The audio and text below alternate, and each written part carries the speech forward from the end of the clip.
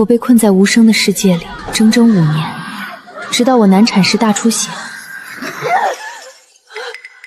坚持住，再加把劲儿！夫人别松力，撑住！我能听见了，用力，再用力！不过姨娘生产，怎么能叫太医？王妃刚诊出有孕，不得惊动王妃。胎大难产，死了便死了。他父亲的兵符暗卫都在我手中，他已无用武之地。原来这些年，我以为的宠爱都是假的。我只是王府的姨娘，而王妃一直是他那好表妹。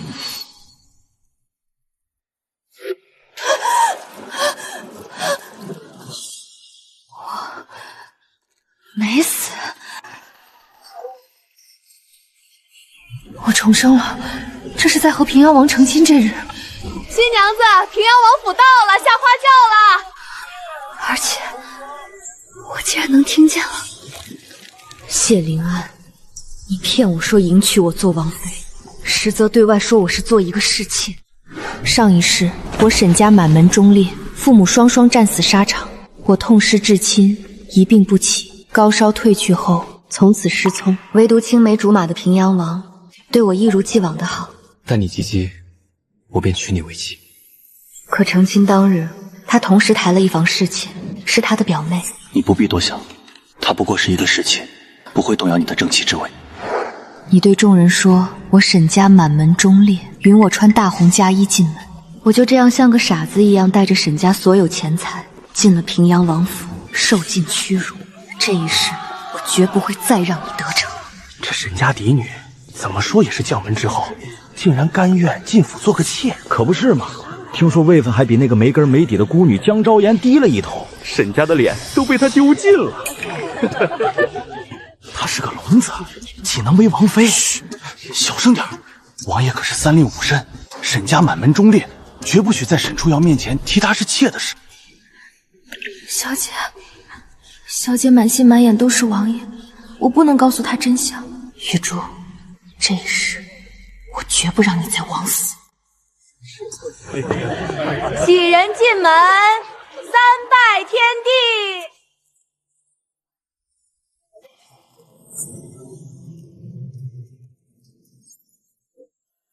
前世我被你们蒙骗进门，屈身做妾，受尽欺辱。这一世，你休想如愿。王爷，江昭昭做姨娘的，也能拜天地吗？王爷不是说江昭昭只是个侍妾，怎么如今拜天地，她也要一起？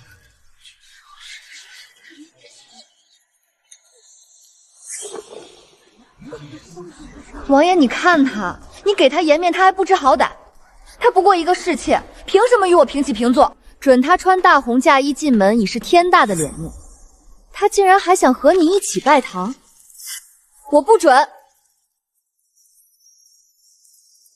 我才是平阳王府的正牌王妃，就算他爹娘死在了战场上，那也是他们命短活该。王爷，你怎么就这么顾着他，还要骗他是正妻进门？昭昭，初瑶耳朵听不见，且过了今日，哄哄他便是了。你又何必如此？不过是演一场戏，拜个堂，免了日后多少麻烦，你又何必？他不过一个妾，还要如何哄他？他也配。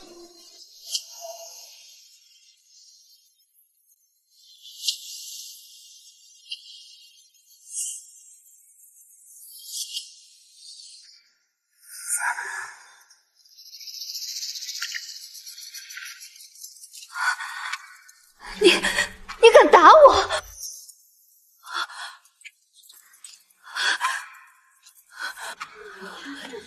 江昭昭，你一个侍妾，怎么敢穿王妃的婚服？王爷，这是怎么回事？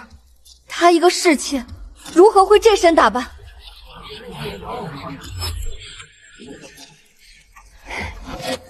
王爷何必怕他？反正他也听不见，和他说这些有什么用？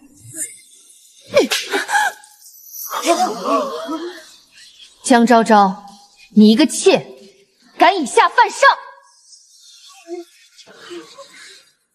我听不见，你和王爷要如何？是要趁我听不见，骗我做侍妾，好让你来做王妃吗？初瑶，你能听见我们说话？也许是双亲在上天保佑，让我在成亲这日恢复了听觉。我不但能听见，还听见了王爷亲口说要娶江昭昭为王妃，听见了王爷处心积虑要让我为妾。王爷，你如此欺瞒哄骗，究竟居心何在？王爷，这纸婚上明白写着我入门为正妃，为何却变成了侍妾？王妃的嫁衣为何在江昭昭身上穿着？那我想问问，谢家的族谱上是不是写着王妃是江昭昭？我虽然父母双亡，却是皇上亲封的郡主，虽不及王爷尊贵，却也容不得王爷如此欺辱。江昭昭，一个不知从哪儿冒出来的表妹，也敢以假乱真顶替我的位分，谁给他的胆子？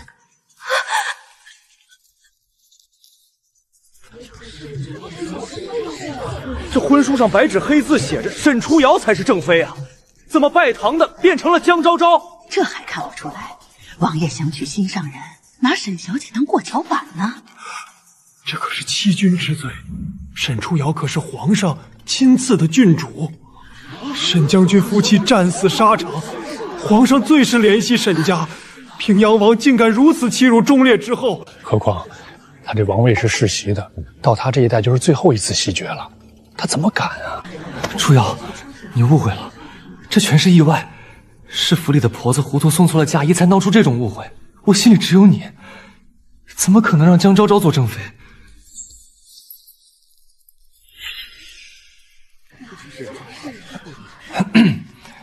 我说过，那江昭昭进府只是为了做妾，当时你听不见，我才说让她进府服侍你，帮你打理王府琐事。如今你身子恢复了，自是用不着她了。来人，你们这群没用的东西，还不赶紧把姨娘身上的婚服换下来！连婚服都能送错，我要你们有何用？好大的胆子！你们这群下人敢碰我的嫁衣！等我拜了堂成了平阳王妃，我把你们全卖了！沈初瑶，你不过一个龙女，也敢对我不敬？你以为表哥是真心想娶你的吗？你别做梦了，他只不过是为了……闭嘴！江昭昭，你要疯到什么样子？你是不是真的不要命了？我早说过，你一个孤女，我只能给你一个侍妾之位，给你一个容身之所，但你却生了贪念，想当平阳王妃。初瑶，平阳王妃只能是你，我早就答应过要娶你为妻，这一生不离不弃，哪怕你听不见看不见，你也是我谢灵安唯一的王妃，谁也无法取代。谢灵安，若不是有过上一世，我真要被你这副深情嘴脸给骗了。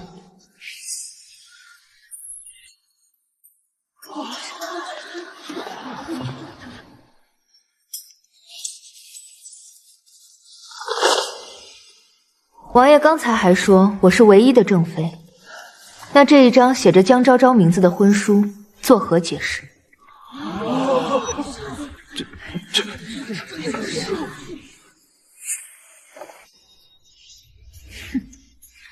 尚书大人，您曾与我父亲并肩沙场，是有旧情的故友。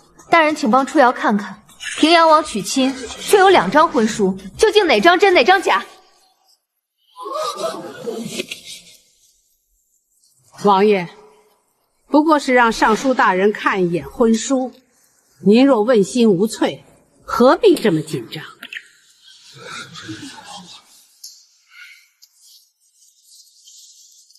请侍书大人长眼，这平阳王府娶亲，竟闹出这双王妃的笑话。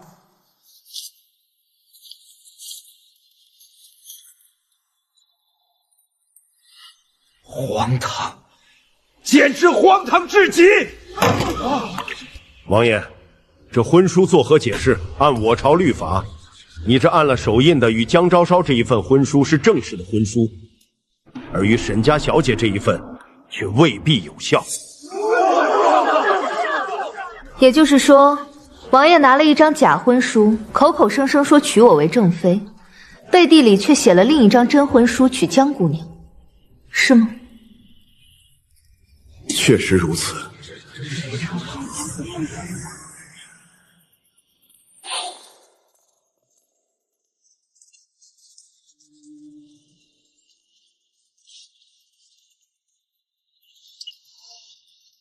当年我父亲救下老平阳王，平阳王写亲笔书信给我父亲，求娶我为谢灵安的正妻。这块玉佩便是当年定亲的信物。此事京城知晓的人不少，尚书大人与家父是旧友，想必也知晓。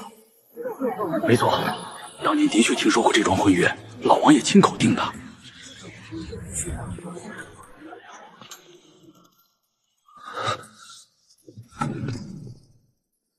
而如今，王爷却趁我失聪，想借着盖头遮面，欺我只能靠听觉为食，妄图骗我入府，好生米煮成熟饭，让我叫天天不应，叫地地不灵。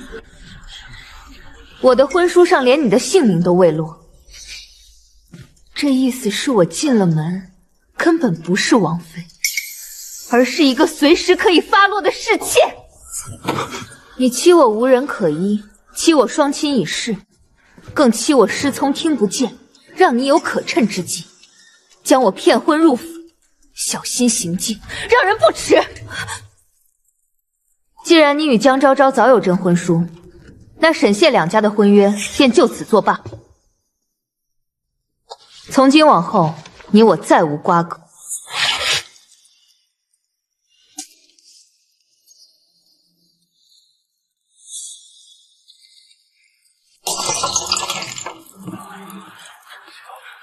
玉珠，带上沈家的东西，我们回府。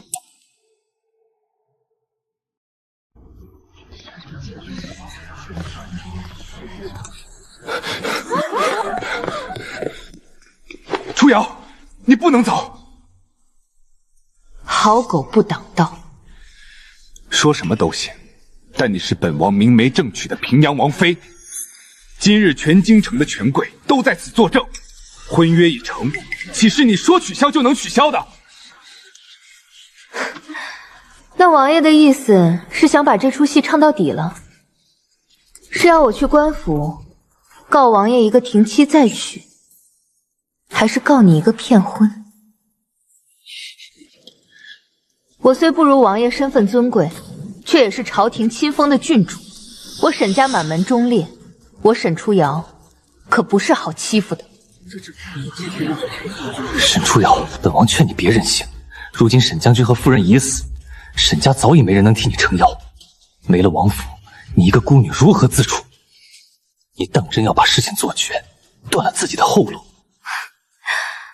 原来如此，我还以为王爷当真舍不得这桩婚事，当真舍不得我这个人。原来王爷真正舍不得的是沈家。你是舍不得我父亲留下的那块兵符，舍不得沈家养了几十年的精锐暗卫。哼，堂堂王爷，婚礼之上另娶他人也就罢了，如今竟还惦记着亡故将军留下的兵权。李尚书，哼，老夫只是实话实说。王爷费尽心思，甚至不惜以骗婚这种下作手段娶我，图的从来不是我沈初瑶，而是沈家几代人拼命留下的家底。可惜你的算盘打错了。今日我沈初瑶在此立誓，与平阳王谢灵安恩断义绝。这一次，沈家的东西，沈家的人，你一样都别想拿到。上一世我虽失聪，却已练得通晓唇语，只需看清唇齿开合，便知旁人所言8、9分。夜深了，怎么还没歇息？看你这眉头皱的，出什么事了？是太子殿下，殿下最近的日子实在不好过。太子，如今朝局稳固，能出什么事？还不是兵部那些事儿。可恨我人微言轻，在这军政之事上，竟是一丁点忙也帮不上。若只是军中那些关系，林安，我或许能帮上些忙。当真？楚瑶，这军中之事可不是儿戏。父亲虽不在了，但他麾下那几位旧部如今还都在兵部任职。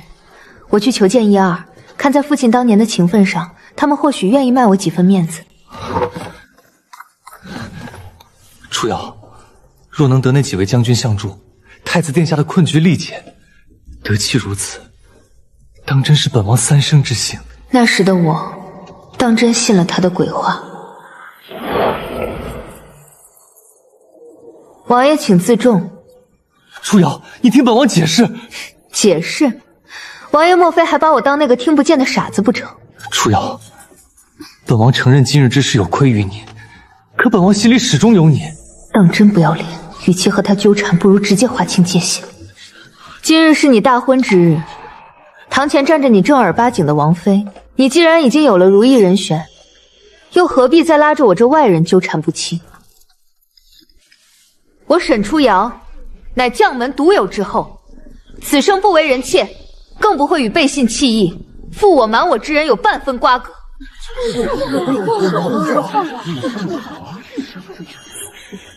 这平阳王府的门槛太高，我沈初瑶高攀不起。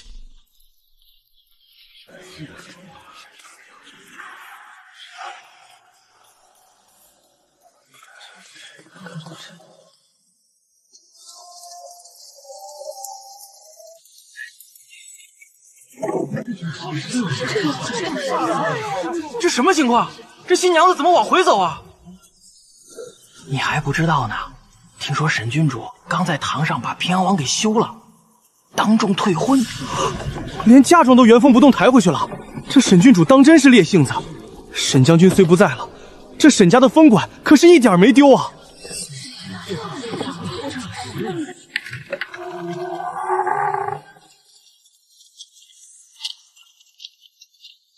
郡主，这屋子奴婢这就带人去收拾。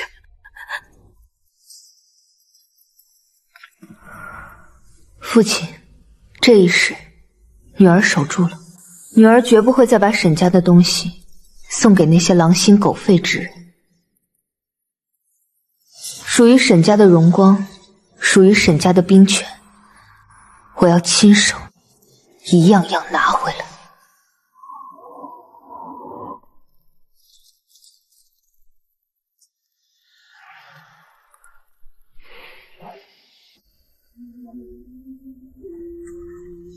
楚瑶，这东西，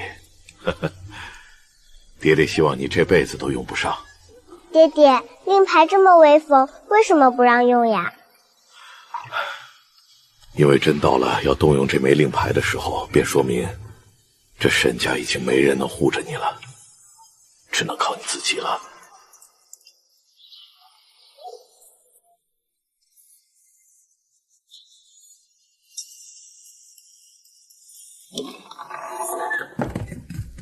郡主，奴婢照您的吩咐，刚刚将府里府外清点过了。老将军当年留下的旧部和家丁，大部分名号都还在，只是这些年王爷借着您的名义，说是沈家照顾不周，陆续调走了不少精锐去王府当差。对了，郡主，进宫面圣的牌子已经递上去了。宫里传出话来，召见你在皇后宫中面圣。备车。是。有些账不仅要跟谢灵安算，还得请陛下做个见证。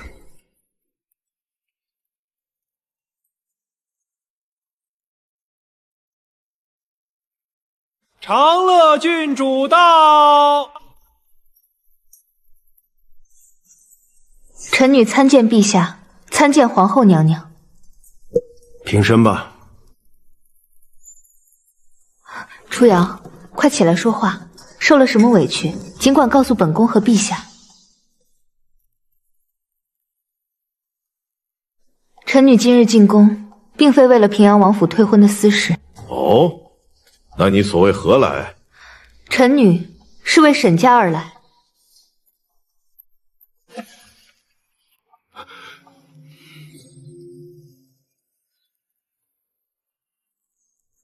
父亲战死沙场前，曾给臣女留下一封绝笔遗书，此符乃我沈家历代家主之象征。自沈家先祖随先皇开国立足以来，代代相传，从未离身。100余年来，我沈家世代镇守西北边关，马革裹尸。此符虽能号令沈家旧部，但我父兄从未动用私权，只将其作为忠义传承。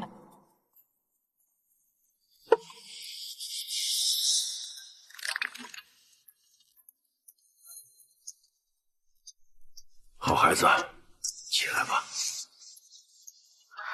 臣女不敢。朕让你起来，你无需担心。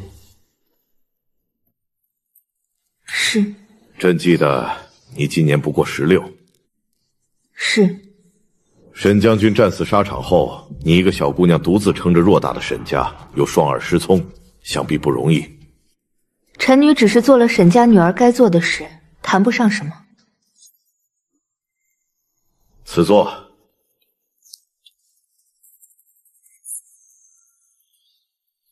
臣女谢陛下隆恩。平阳王与你今日之事，你可有话要说？臣女不敢妄议王爷。你倒是个谨慎的孩子。初瑶，这里没有外人，你有什么难处，什么心里话，但说无妨。臣女只知道，父亲留下的东西是沈家的命脉，绝不能成为旁人谋私的筹码。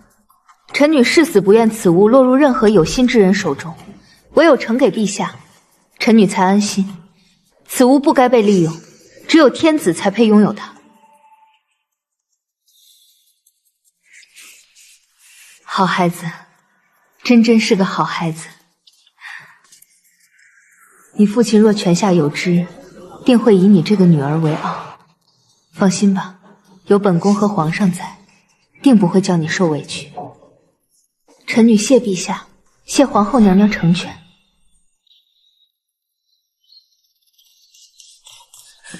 郡主，平阳王找上门来了，人已经堵在门口了。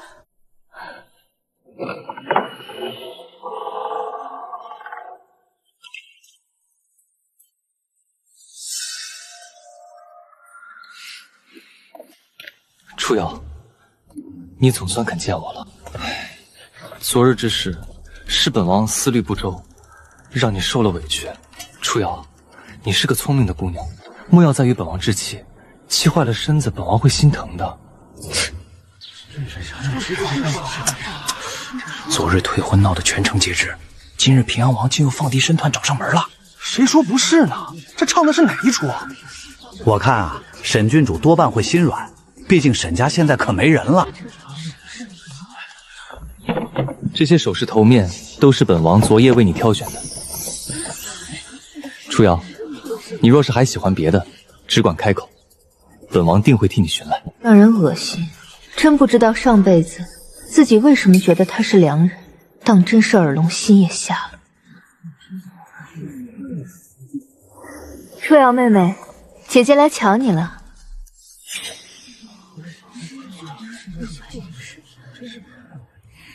昨日的事，妹妹别往心里去。王爷昨晚都跟我说了，如今沈家遭了大难，只剩妹妹一个人孤苦伶仃，着实可怜。我也心疼妹妹遭遇，所以昨晚特意跟王爷商量过了。只要妹妹愿意，今日我也能做个主，让妹妹以侍妾的身份入府。虽然名分差了些，但总归有个依靠，不于流落街头。什么？让堂堂郡主做妾，简直太欺负人了！沈将军若是知道……妹妹放心，进了门，我定会待你亲厚。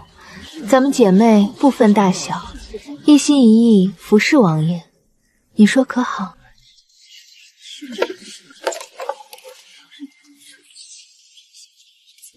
郡主，您瞧瞧这些货色，成色还没奴婢平日里戴的簪子好，他居然拿得出手。我特意挑了些礼物过来作为聘礼，看看妹妹喜不喜欢。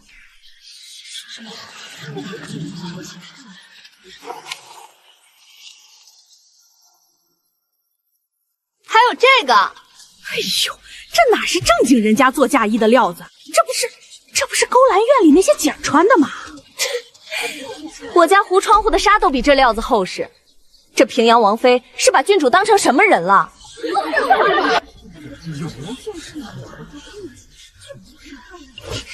妹妹，最要紧是夫君喜欢。人家说得好，娶妻娶贤，纳妾娶色。你这般容貌，正好配这个。你入王府后，最要紧的事便是让夫君喜欢，讨得夫君的欢心。这样的穿戴，哪个男人不迷糊？我知道你喜欢那件王妃的嫁衣，但是不能坏了规矩。该是什么身份就穿什么衣服，妹妹说是不是？平阳王妃说的对，不能坏了规矩。该是什么身份就穿什么衣服。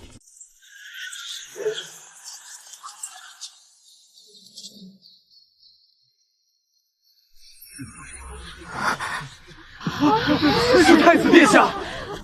妾室穿什么，姑不懂，但未来的太子正妃，自然该穿太子妃的衣裳。圣旨到，全员跪听。奉天承运，皇帝诏曰：镇国将军之女沈初瑶，兰心蕙质，系出名门，心怀家国，晓民族大义，朕心甚慰，特赐婚于太子萧齐，册为太子正妃，得即日完婚。钦此。太子妃，我没听错吧？沈家郡主竟然成了大齐未来的皇后。沈郡主，不，太子妃娘娘接旨谢恩吧。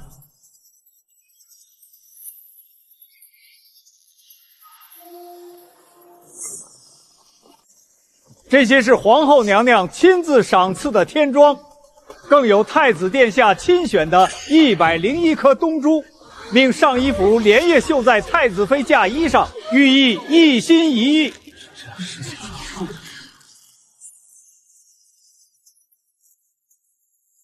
王妃刚才说的真对，该是什么身份，就该穿什么衣裳。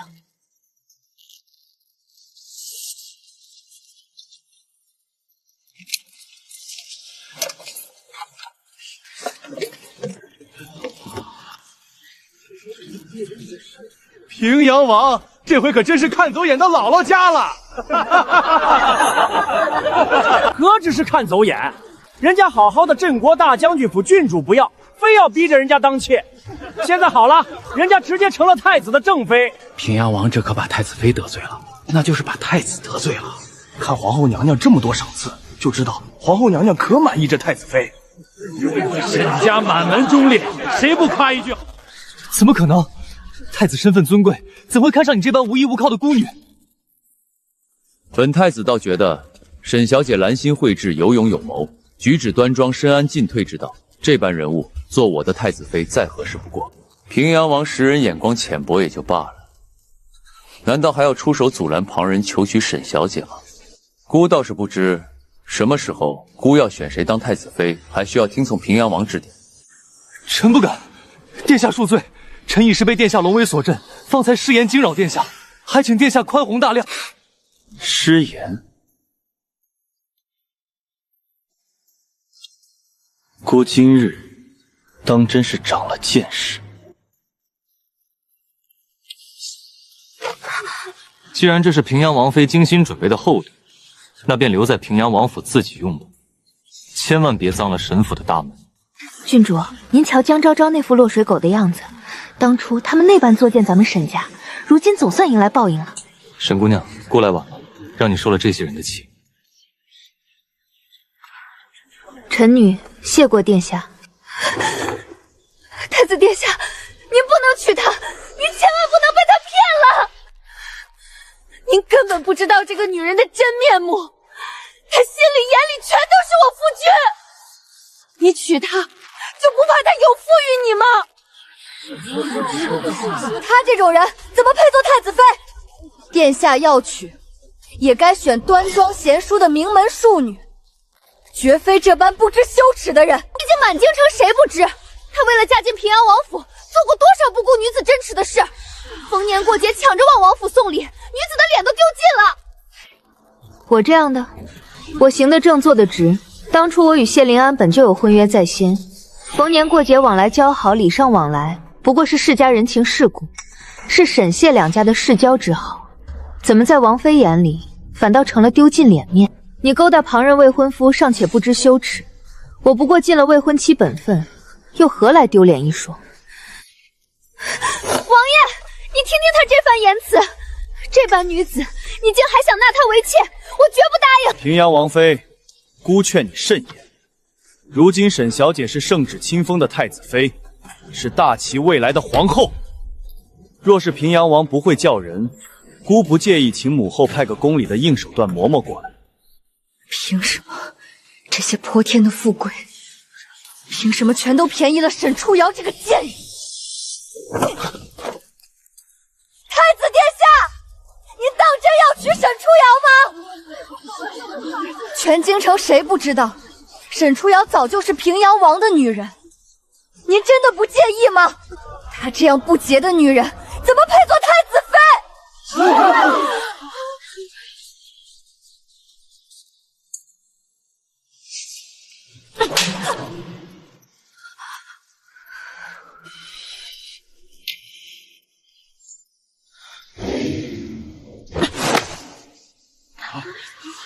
太子殿下难道就打算袖手旁观，任由这个疯女人在您面前污蔑未来太子妃的名声？姑怎么会坐视不理？只不过你是未来的太子妃，这种脏东西岂用你亲自动手？若是伤了你的指甲，出嫁的时候可就不美了。内侍何在？将士屡次以下犯上，出言顶撞污蔑太子妃，给姑掌嘴20，再压在院子里，杖责10下，以此惩戒。奴才领命。大胆奴才，我乃平阳王妃，你敢碰我一下试试？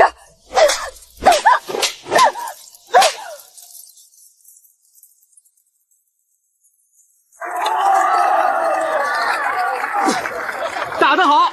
这种搬弄是非的毒妇就该狠狠教训。拖下去，杖责10下，让他长长教训。姑的太子妃可不是人人可以冒犯的。王爷，救我！李安，救我！不能打，不能打啊！王爷，妾身已经有了你的骨肉。不会吧？这不是才成亲1天，这就有了？把自己夸得冰清玉洁的，结果自己才是水性杨花之人，真是不要脸！原来婚前就跟我在一起了，早就出台暗结了，他还好意思说？这样的女子，就算是在高门做主母，都要被人看不起，何况还是王妃。郡主您瞧，谢希安当年还骗您说他们清白，如今这肚子倒是诚实，直接把两人的遮羞布都给掀了。这便是你的怜惜他，给他一个容身之所，原来早都滚到床上去了。你哪来的脸还敢上门求娶我？初瑶，我不是有意瞒着你的，我当时只怕你生气不愿意嫁给我，我才瞒着你。只要你同意嫁给我，我可以不要这个孩子。我当初也是被江昭昭引用了，才一时糊涂做下错事，我不会让他生下这个孩子的。王爷，你在说什么？明明是你说喜欢我，说要让我生下你的孩子，这是我们王府的嫡长子啊！我可是你的正妃啊！你说过要照顾我一辈子的呢，你岂能出尔反尔？平阳王妃有孕，姑也不强人所难，等王妃生下子嗣再来领房。平阳王，姑还要带太子妃进宫谢恩，就不和你们闲聊了。今天的账，我们后面慢慢算。恭送太子、太子妃。听见没有？送客。是。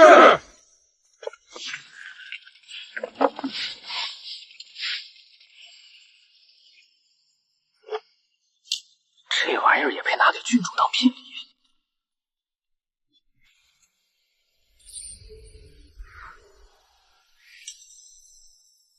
多谢太子殿下。慢些，我的太子妃。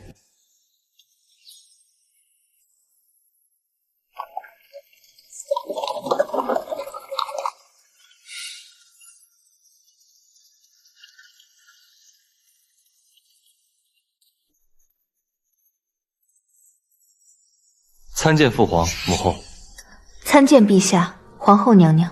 好孩子，快快起来。沈大将军为了江山社稷，战死沙场。如今你遭逢变故，却主动献上沈家兵符，没有辜负沈家100年的忠烈之名。本宫昨日还在说，如此忠诚良将之后，咱们总得给沈家一个实实在在的交代。原本朕与皇后商议，预封你10亿千寺，赐你关外封地，再上黄金1000两，保你沈家这一脉荣华富贵。可谁知道，这宫里竟有人比陛下还坐不住，连1夜都等不了。昨日深夜，太子竟专程跑来御书房见朕。他说沈家姑娘，他绝不肯让给旁人，非要亲自护着不可。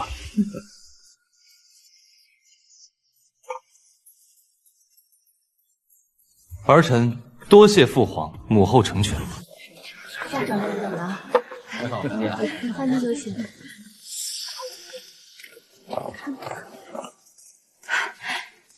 郡主快看，那是宫里的仪仗，皇后娘娘派人来了。老奴给太子妃娘娘请安，老奴奉皇后娘娘之命，带人前来协助娘娘筹备大婚婚仪。郡主，娘娘竟然派了身边的管事嬷嬷亲自过来。娘娘特意嘱咐老奴，太子大婚乃是国之大事，沈家满门忠义，这大齐的脸面不能丢，委屈谁也不能委屈了咱们未来的太子妃。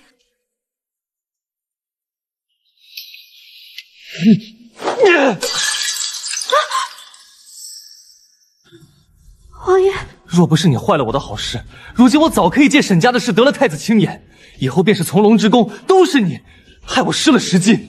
如今沈珠要把这沈家的一切，太子一定会高看他，太子妃之位他坐得稳。军中之人向唯一沈家马首是瞻，自然对沈家这唯一的血脉多加照拂。他若要对付我们，简直易如反掌。那咱们以后该怎么办？本王的青云路被堵死了。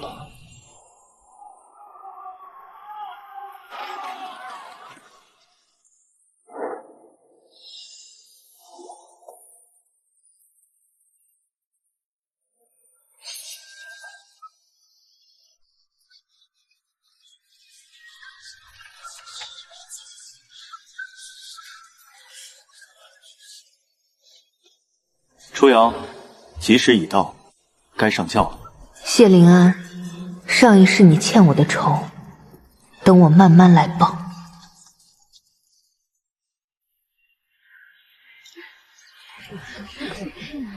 太子妃娘娘这气度真是岳飞出挑了，老身瞧着倒有几分皇后娘娘当年的风范。夫人谬赞，母后宽厚仁德，臣妾哪里敢与母后相提并论。太子妃娘娘谦逊之礼，难怪皇后娘娘如此疼爱。娘娘不仅出身将门，还如此识大体。说起这京城，最近倒真出了桩新鲜事。哦，能让夫人说是新鲜事的，定不简单。那位平阳王最近正追着虎威将军府的那位李小姐跑呢，又是送诗又是邀约，动静可不小。平阳王，他不是刚立了江昭昭为妃？难道虎威将军府的千金肯做妾？哪能啊！李家可是军功世家，虎威将军最疼这个独女，早就放出话了，李家女绝不为妾。那这么说，那位江姑娘的位置怕是悬了？何止啊！我刚才派出的丫鬟回来报，说刚才瞧见平阳王往侧殿那边去了，李家小姐也去了，孤男寡女避开众人，单独去的。这宫廷宴席竟如此不知羞！谢灵安，你果然还是老样子，为了前程什么手段都敢使。本宫有些乏了，诸位夫人且自便，本宫去园子里走走。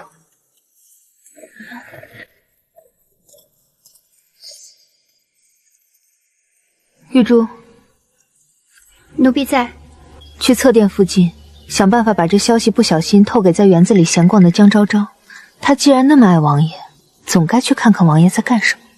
奴婢明白，保证让他恰好撞个正着。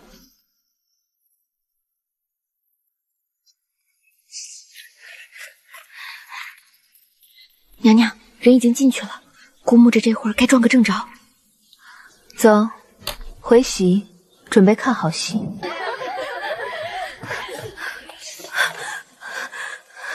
太子妃娘娘不好了，平阳王妃进宫赴宴，此刻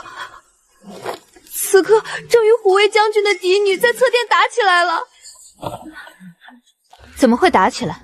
今日可是母后的赏花宴，谁敢如此放肆？是平阳王妃，她在侧殿碰破了平阳王正与李家小姐欢好，据说李家小姐的肚兜还挂在王爷的腰带上。什么？这简直是荒唐！太子妃娘娘，咱们得赶紧去看看，别真出了人命。秽乱宫廷可是大罪。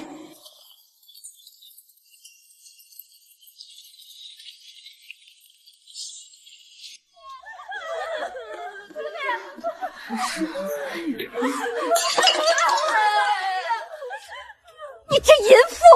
你勾搭有妇之夫，你不是自诩名门千金吗？你怎么有脸做这种下贱事？你明知道王爷有正妻，还敢与他私会，李莹，你的脸面呢？我今天非打死你这不要脸的娼妇不可！住手！江昭昭，你看看你现在的样子，哪还有半点王妃的气度？不过一点小事，你便大吵大闹，搅得宫内鸡犬不宁。小事？谢灵安，你抱着别的女人跟我说是小事？就算我与莹儿有情，我要娶她入门又如何？你出身寒门，根本不能给平阳王府带来半分助力。莹儿身份尊贵，能帮我重振凶爵。不如你让出王妃之位。你说什么？你要降妻为妾？谢灵安，我肚子里可是你的亲骨肉，为了你的仕途，你连妻儿都能放弃吗？你当初不是说为了我可以付出一切吗？如今不过是让你降妻为妾，有什么不行？你若真为我好，就不该闹得人尽皆知。如今你闹成这样，让我脸面丢尽，我要你这王妃有何用？莹儿如今也怀了我的苦肉，她是将军府嫡女，绝不可能为妾。你若愿意，便留在府里做个侧妃；你若是不愿意，本王只能一纸休书，给你些银子，你自己离去吧。娘娘，瞧瞧，平阳王为了仕途，可真是连新交加上的江姑娘都舍得踩进烂泥里了。谢灵安，前世你为了江昭昭舍弃我，这一世局势变了，这红玫瑰到底还是成了墙上的蚊子血。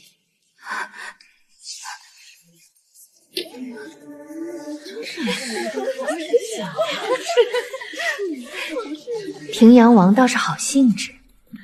平阳王，你好大的胆子！今日是母后的宫宴，你竟敢在天子脚下做出这种秽乱宫闱之事，怎么？王爷是觉得这皇宫是你平阳王府的后花园吗？太子妃误会了，臣……太子妃娘娘恕罪，并非王爷无礼，是臣女与王爷是真心相爱，情难自禁。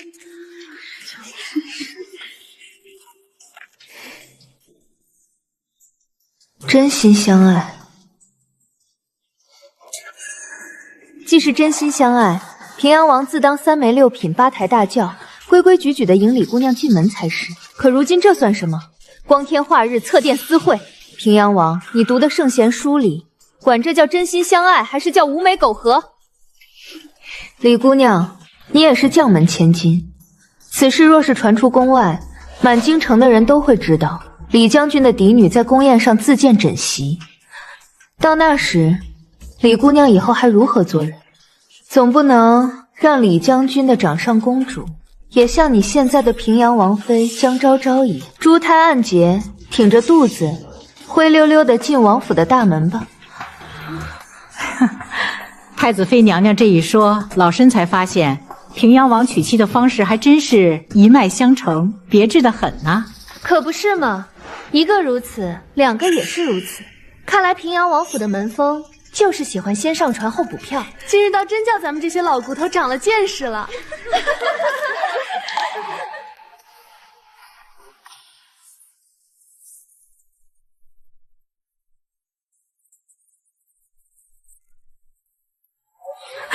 莹儿，你不必害怕，本王今日在此立誓，待回府后立即遣人带上厚礼去将军府提亲。本王会以8抬大轿重礼迎你入府为正妃，绝不叫你受半点委屈。王爷，谢灵儿，你说什么？你是疯了吗？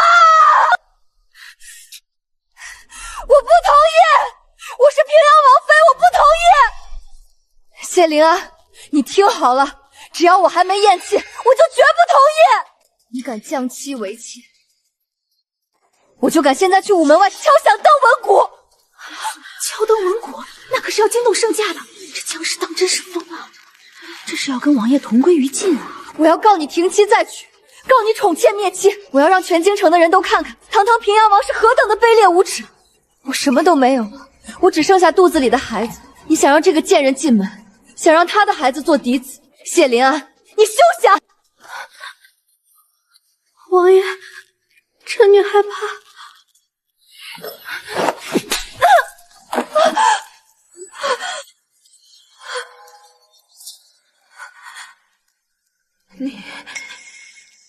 你为了他打我？够了！你也不照照镜子看看自己现在的德行，你也配和莹儿比？你说什么？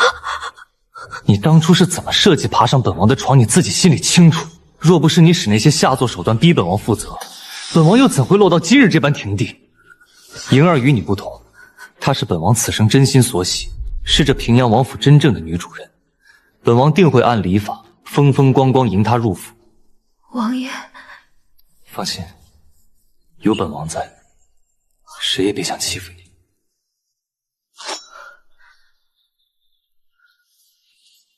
咱们走，别管这个疯子。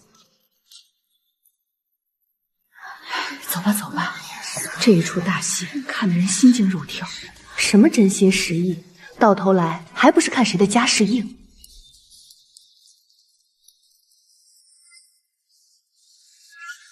沈初瑶，你怎么还没走？是不是专门留下来看我笑话呀？我还以为他是真的喜欢我，真的怜惜我才给我这个名分，谁知道他喜欢的从来都不是我，他根本就没有心。为了他的仕途，为了攀附虎威将军，他连我和还没出世的孩子都能舍弃。可我不明白，为什么他已经是平阳王了，贵为王爷，他为何还要争这些虚名？平阳王，江昭昭，你以为平阳王是个什么了不得的位置？不过是祖宗荫壁留下的一块空招牌罢了。大齐律法，异姓王爵位递剑，谢灵安这一代已经是最后一代世袭，若这一代再无功绩，下一代平阳王府就是京城里的笑话，什么都不是。所以他需要沈家，需要我父亲留下来的那块兵符和军中势力，因为那是他唯一能往上爬的梯子。你以为他当初为何非要骗我哄我，甚至不惜编出那些深情戏码也要娶我？你又以为他如今为何要故技重施，去诱导李莹，毁了李莹的清白也要娶她？所以我也是他的一块垫脚石，是吗？若我当初没在那天突然恢复听觉，或许我也跟你一样，被他当成家雀关在笼子里，被他榨干最后一点利用价值。你一个孤女，无家世无助力，他要你有何用？生孩子。如今李莹也有了他的骨肉，你更无任何价值。那我算什么？我算什么？一个被他利用的最彻底，还自以为赢了全局的傻瓜。江昭昭，你认命吧，你如今是弃子，无路可走，滚回平阳王府做一个侍妾吧，还有碗饭吃。真可怜啊，以后这王妃的福贵只能穿在李莹身上了。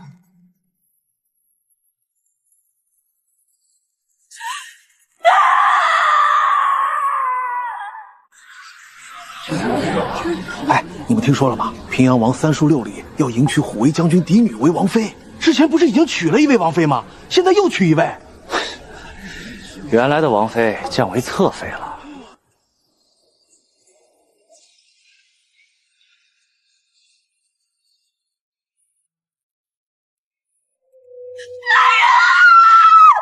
救命啊！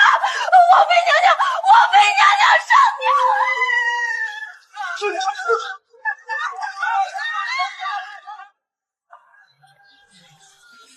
出人命了，出大命了！平阳王妃在李家小姐进门前一天，在寝殿里上吊了。唉，虽说人侥幸救下来了，可发现的实在太晚，人是保住性命了，腹中孩子终究没能留住，胎死腹中啊！这哪是自尽，这分明是逼死的！为了娶高门嫡女，逼得怀揣的发妻悬梁，简直丧尽天良！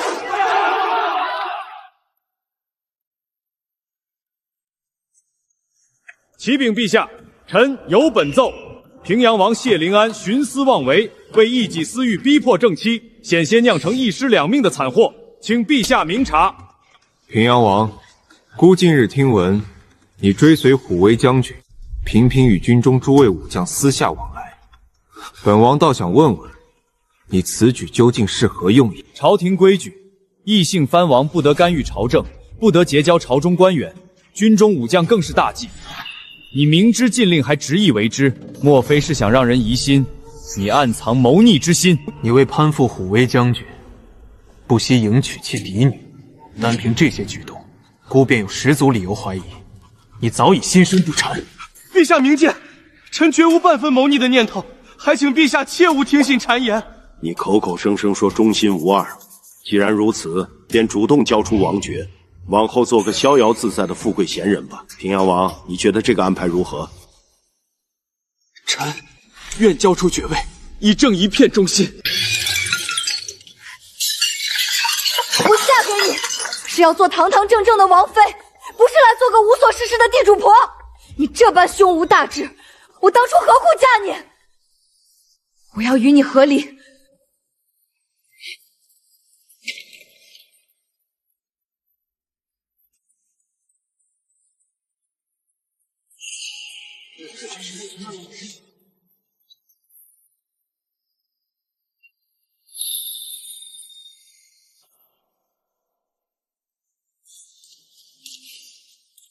周周，如今这府里就只剩你我二人了。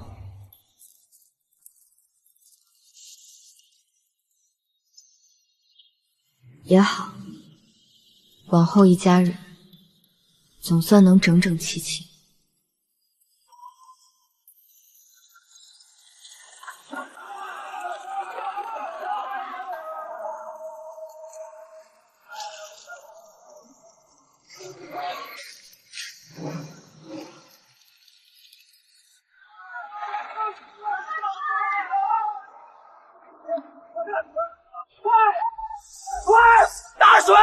快救火！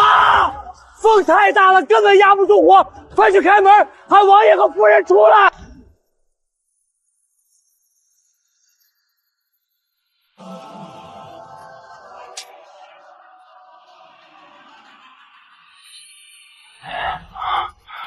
看这痕迹，分明是提前泼了桐油，分明是有人蓄意放火。火势起得太快，我们拼了命往外逃。回头一看，王爷和夫人压根儿没能出来。我方才远远瞅见了，其中一具看着像是拼命想往外逃的样子，结果被另一具死死抱住，半点动弹不得呀！哎，火势那么猛，院门又被锁死，这俩人哪里还有生路？好好的两个人，最后竟落得这般下场，真是让人唏嘘。二人殒命，恩怨了结，而我与萧齐举案齐眉，他敬我重我。我也慢慢用沈家在军中的势力，帮他在军中打开声望。上一世我困于情爱，困于后宅，困于执念，这一世我的人生才刚刚开始。